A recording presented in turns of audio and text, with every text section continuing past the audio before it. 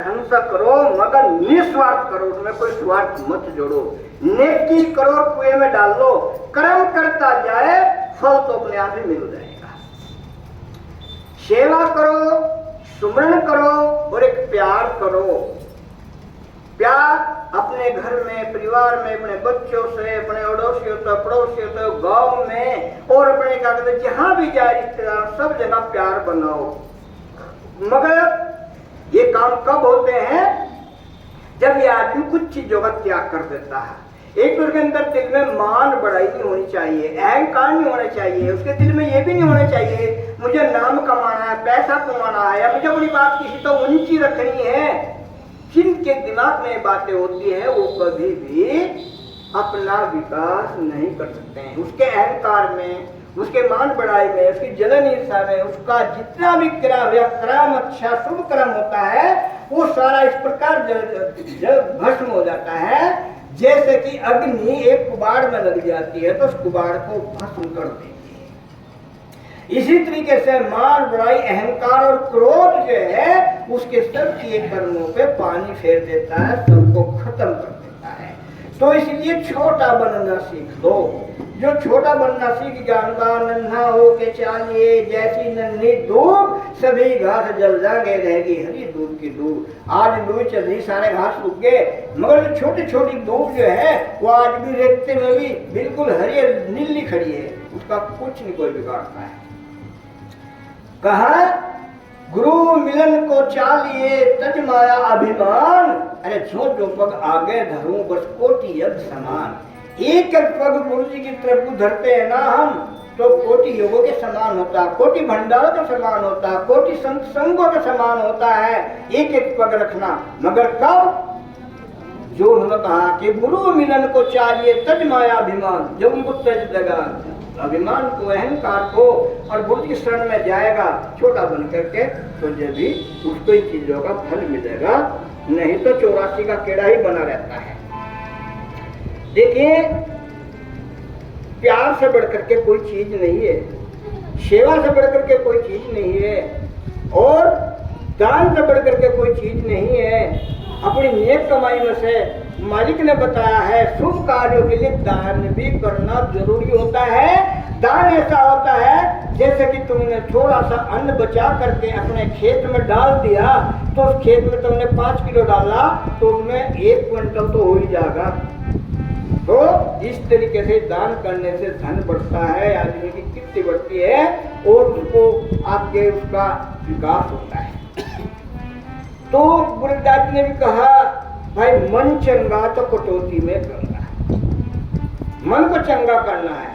गुरुदास जी सबका भला चाहते थे, कहते थे भाई ऐसा चाहूं राज में, गुरुदास जी कहते थे ऐसा चाहूं राज में मिले सबन को अन्न और छोटे बड़े संब सैर विदास रहे प्रसन्न, के छोटे बड़े समान रहे। कोई ऊंच नीच नहीं होनी चाहिए, कोई बड़ा छोटा नहीं होना चाहिए, सबके अंदर प्यार और सत्य की भावना होनी चाहिए, सबको अपने से ऊंचे देखने चाहिए, सबको अपने से काबिल देखने चाहिए, सबको अपने से एकदम महान देखने चाहिए। मगर आज ऐसा नहीं होता है, हम सबको अपने से नीचे देखना चाहते हैं हर स्तर पे, हर चीज में। और जो अपने से नीचा देखना चाहता है ना, वो स्वयं ही नीचा हो जाता है, वो स्वयं ही नीचा हो जाता है। अरे नीचा होगे तो ऊपर चले जाओगे, ऊपर जाओगे तो नीचे आ जाओगे। तो ये तुम ही को समझना है और तुम ही को ये करना है।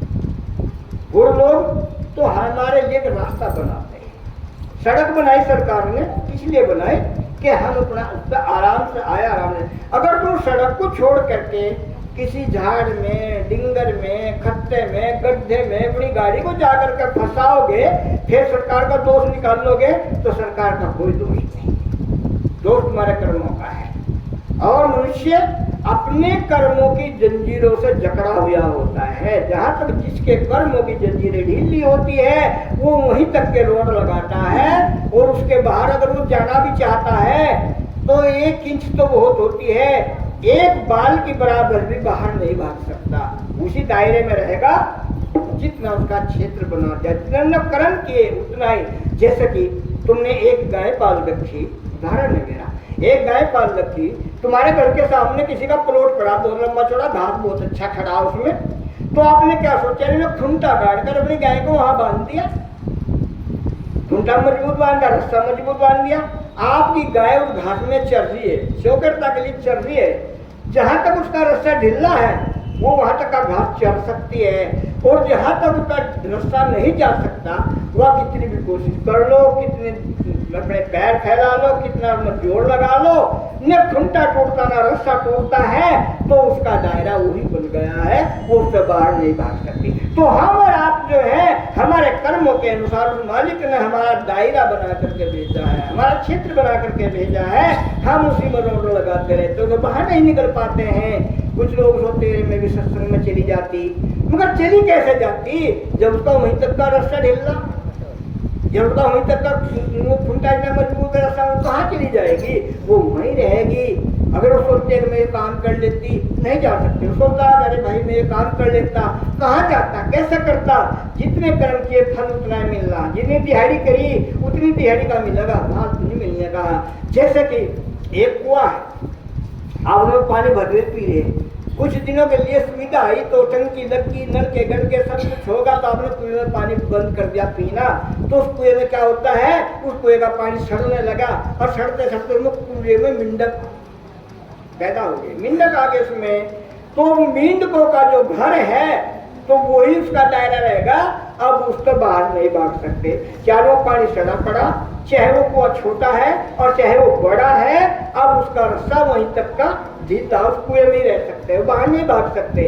और भाग सके तो बताओ, भाग सके तो बताओ।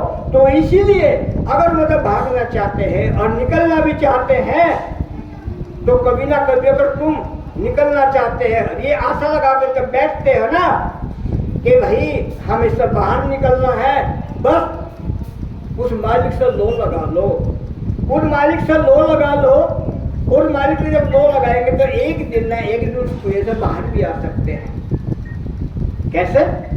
जैसे कि उसी कुएं में एक मुसाफिर चला जा रहा और छोटा सा कछुआ मिल गया, वो तड़प रहा था, वो उन्होंने उठा करके और पल्ले में बांध लिया, कहने के जहाँ पानी आएगा वहां डाल दूंगा।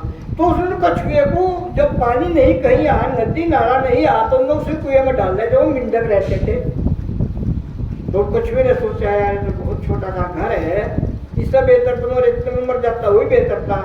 तो जो वो वहां से बैठा सोचता करता, कुछ मेंढक उसके पास में आए, कहने लगे भाई क्या बात है, क्या बात की चिंता, तो हमारा मेहमान है, हमारे यहाँ जो तेरी समस्या हम हल करेंगे, हमें बता तू क्या चाहता है। तो नहीं बोला, दूसरा मेंढक आया, कहने लगा भाई क्या बात है, अरे तुम्हारा मेहमान है, तेरी सेवा करेंगे, बात बता। कहने लगा यार बात क्या बताऊं, क्या है मेरा घर तो बहुत बड़ा था और मैं छोटे से घर में आ गया, मेरा क्या होगा। तो एक मेंढक जो है आधे कुएं में को आया घूम कर, कहने लगा भाई तेरा घर इतना बड़ा था क्या, कहने लगा ना इससे भी बड़ा था। तो और थोड़ा सा कुएं में ज्यादा दूर में घूम कर आ गया, कहने लगा भाई इतना था क्या, अगर इससे भी बड़ा था। तीसरा मेंढक कुएं की चारों मोड़ की चिकरता भी आ गया घूम कर, कहने लगा भाई इतना था क्या, अगर मेरा घर तो इस तक बड़ा था, कहने लगा यार सगा हमारे वाले तक बड़ा था, सगा हमारे वाले तक बड़ा था। कहने लगा फिर भाई अगर मालिक की दया होगी तो कभी ना कभी मैं अपना घर जरूर दिखाऊंगा। तो वो कुआ था, वो भूपट मुंडेर मुनार जाते बड़े टूट टाइट की कुछ थी, तो पहले का टूट टाइट खंडर पड़ रहा बहुत दिन होगा। तो जो वो बरसात आई, लगा महीना सावन का, और बारिश इतनी बारिश आई कि बारिश वो बाढ़ आ गई, बाढ़ आकर वो कुआ भी भर गया और वो मेंढक और कछुए पछुए सारे पर आ गए। तो कछुआ कहने लगा, मेंढक को कहने लगा भाई आप सुनो मेरी बात, आज देख लो तुम मेरा घर, देखो ही हो मेरा घर देख कितना बड़ा, जरा जल्दी थल दिखाई दे जहाँ तक।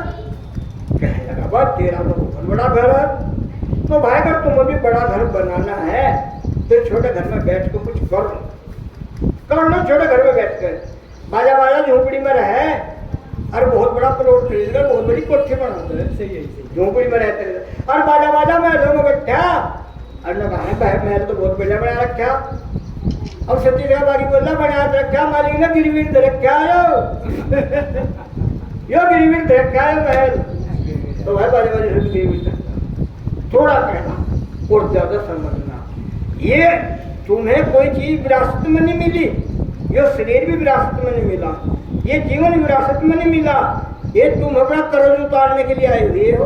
अगर कर्ज को नहीं उतारोगे ना तो पता ब्याज फिर कितना लगा, ब्याज पे ब्याज लगना शुरू होगा।